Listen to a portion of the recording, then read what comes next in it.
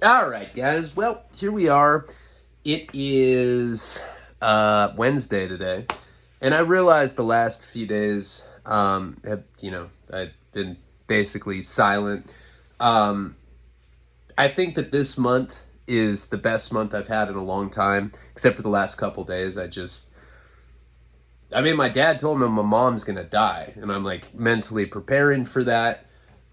But of course, I can't let shit like that get in the way of what I'm doing. I'm really like getting back in the groove right now. I'm trying to get the YouTube up, and I'm trying to get visions for a long-term platform kind of figured out right now. Different shit that I'm doing. And I can't just let every time something happens, I cut my dick off and send it somewhere. Like, oh, we're not even relatives. I don't care. Keep it. I don't want it back. And get that stinky thing out of our house. No, I don't know. When I'm in this kind of condition that I'm in, like I woke up, like first of all, I didn't sleep at all last night. Not even a second. No, I was not on drugs. I was just thinking about my mom and thinking about the fact that my dad says, so she has something called Levi, I think it's Levi body dementia. Someone told me that's what Robin Williams had before he committed suicide. And basically what it means is it's a much faster version of normal dementia, and so it progresses much more rapidly than Alzheimer's or regular dementia. And it gets so bad that your body basically like you forget how to swallow, you forget how to you forget how to breathe eventually, and you die. My dad said that on average it takes 4 years from the place that she's at now, from the prognosis. But 2 years of that are going to just be like hell, like her in a bed with caregivers at all time, where she won't even be able to communicate. Like, she'll be gone. So she probably has 2 years, and that's on average. Like, who knows what that means? They did tell us that like their dog was gonna die like 5 years ago. They're like, yeah, he has 45 minutes. Give us $1,000 and he'll live. My dad was like, all right, here, give him $1,000. They gave him like a handwritten receipt. Like, are you sure, Raul, that you're not just a janitor here? And he's like, no, man, it's a fucking $1,000. You're fucking yalla. He lives. The dogs like hear me talking about dead dogs. Like, I hate these dogs so much. No, I don't know. They're really annoying. I mean, they're ridiculous. One of them, I don't mean this in a racist way. One of them's black. And he always makes these like Eddie Murphy, and it's just like weird ass like Eddie Murphy smiles. It really fucking freaks us out. Sometimes we think it is Eddie Murphy. Just the dog version. Anyway. Eddie Murphy dog humor. You're on fire tonight, man. I'm glad I tuned in. Sorry. It's hard to like be me and try to be witty and clever and think of funny shit to say when I have that kind of stuff going on in my mind, because this kind of shit that I'm thinking about now, of course, when anybody's gonna die, you think about what you can do in the small window that they have left where you're gonna like be okay with yourself. If my mom died tomorrow, I'd probably relapse very quickly and just be full of self-loathing and hate myself and just want to die because I haven't made peace with it yet. But I pray that she doesn't die tomorrow. Hopefully I have a couple more years. It's a good period for me to say goodbye to her, because I have a new kid coming. I have a lot of irons in the fire. The documentary's coming out. I personally think that's going to change my life. I think once that comes out, I think that things will never be the same again. And they haven't been the same for a couple years now. It's been great, and I attribute that largely to you guys and people that support me. But I'd like her to really like see that I'm successful. Now, one of the reasons being, I don't know which tier I posted it on, But my mom's sister was interviewed for the documentary, and she was saying how selfish I was. She's like, he chose drug addiction. He chose to go to prison. He wanted to. I think he likes dudes. I don't know. I read some shit in Time magazine, and apparently dudes that do meth like dudes and rob people to get other dudes. She never just understood me. I mean, I don't hate her. She's my aunt. I love her unconditionally. She's family to me. But she's always telling my mom what a piece of shit I am. It doesn't matter if I win like hey, you hear about Ryan? He saved some old lady from a burning building. He kind of got a little statue award because of it. He probably stole it. She's like that kind of person, right? She's always telling, because her kids went to college. I like my cousins a lot. They went to college. They're all doing good, whatever. And she really rubs it in that I'm like the fuck up, and who knows why, I don't know why. Probably because I'm a junkie, and like everybody in my family is like completely straight-laced. Like we'll be at like Christmas or something, and they'll be like, yeah, tell us a story. I'm like, oh, you want to hear about the time that I thought I heard a Paisa getting raped down the tier? It was pretty excellent. And they all get around me and they're like, oh my God. Like my cousin like clutches her pink mace thing. They're scared of me in some ways because they don't understand me, because I have tattoos too. They're like, yeah, obviously I've killed people. I have ink. You didn't know that? That means that people have died because of me so that I could look stylisher. That's how they think or whatever. But I remember being in prison, right, this last time. And I was in Sentinella in the hole, going through war zone shit. Like every day, GP versus PC, going at it. I'm like gonna die. I have a baby out there that I've like only met once. I hate my life. I'm beating off and piano notes come out instead of jizz. It's like, I'm like, that's depressing.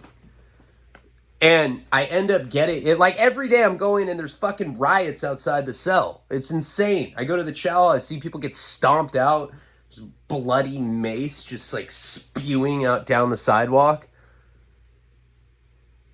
I'm like, man, I really regret the nonviolent crime I committed because this is scarring me. It did. It was ridiculous. They shouldn't mix nonviolent with violent people. They just shouldn't. And most people in state prison now, because drugs are misdemeanors in California, most people in state prison are there for violent crimes, unless you're a pimp. And that's a racist charge, for sure. The criminal justice system is racist, Pimping and pandering is generally a black charge. It's obvious that we have a racist system. It's fucking horrible. It's horrible to see how disproportionately they target minorities.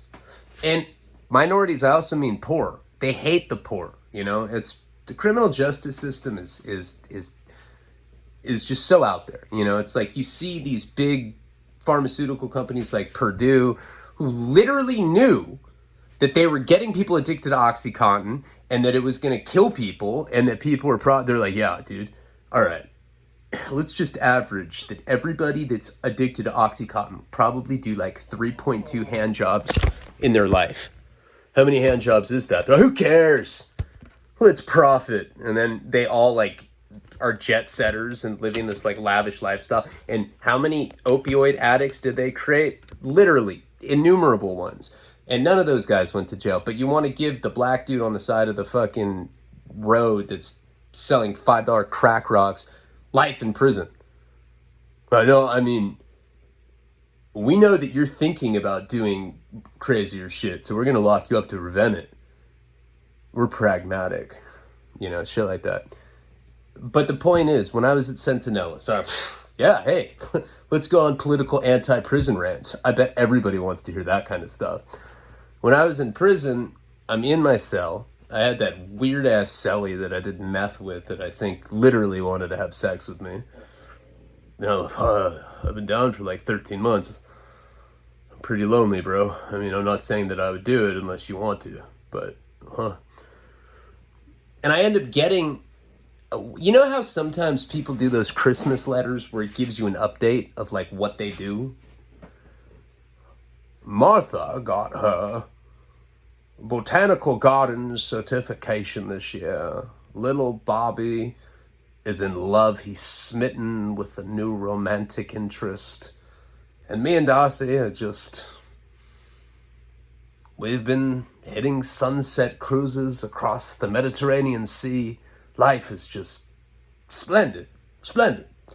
You know how people do Christmas cards like that and you're like, what the fuck, dude? I have hep C. I just did a fucking term. I'm on parole. I'm on welfare. I'm eating at fucking food bank. My life sucks. Fuck Darcy. Who gives a fuck about them? That kind of stuff. I was in prison and my aunt sent some shit like that where it's talking about like my little cousins, like this one went to Rome. This one did this. Look at all, you know, like all these it's like, then they went to Hawaii. What do you say in Hawaii? Aloha. Hasta la vista, dude. You know, it's like saying stuff like that. I was like, oh my God. And it was like this, like, it came in this, like, fucking Wizard of Oz, like, scroll. I, like, had to unscroll it just to see, like, how bad my life sucked in contrast to that. I, like, wrote, like, a handwritten little pencil note back. I was like, yeah, I'm trying not to die in the daily riots, but I'm glad that my little cousin's in Rome. I'm glad my other one's in Hawaii. Can you send me $10 so that the Southsider doesn't stab me because I've owed him for like 3 weeks?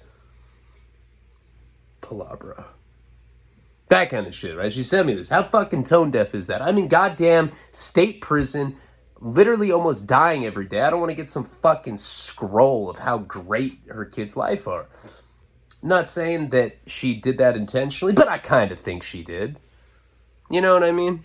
And, yeah, so, point is my mom's dying.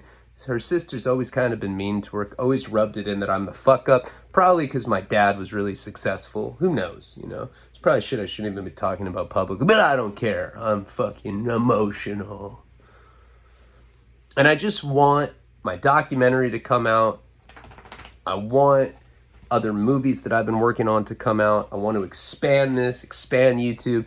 I want to be successful so that I can go to Rome myself and send her a goddamn scroll and be like, this is me, these are my kids, we are fucking cruising the Mediterranean, and I don't care about you no more.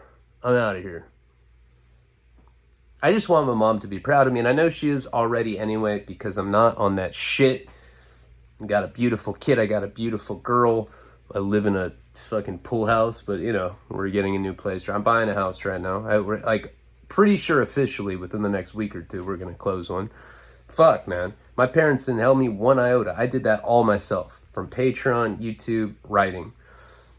And I'm proud of that, you know, and that's stuff she can be proud of. But still, I want that kind of success where I know she's gonna die knowing that I made a bunch of mistakes, but I use them to create content, to create writing, and to create art that helped make the world a better place, because it may be entertaining, but there's gonna be those people out there that see me and they're, I don't want to be like that fucking lame. Well, yeah, don't be like me. All right, guys. You know what? I feel better now. I'm sorry that there's been a lack of content. I'm gonna do 2 videos. I swear to God, like, I don't give a fuck. Even if it's a shitty video, I'm just gonna post it. Sex Files, Origins, then I'm gonna do Wasting Talent. I got a shitload of GoPro stuff. Oh my God, I don't want to get into that, but I'll upload that. And then I talked to Lucas, and the documentary, we're gonna have a cut before June 8th. Before I go on that trip, there's gonna be a 2-hour cut that all of you guys are gonna see. And I'm stoked on it because this guy's a beast. Avery's a beast. Lucas is a beast. We're going on the St. Louis trip. I'm going to get to know him better. I'm going to go visit my sponsors who won the raffles all that time ago. I am a man of my word, although my word just takes way longer than normal people. Palabra.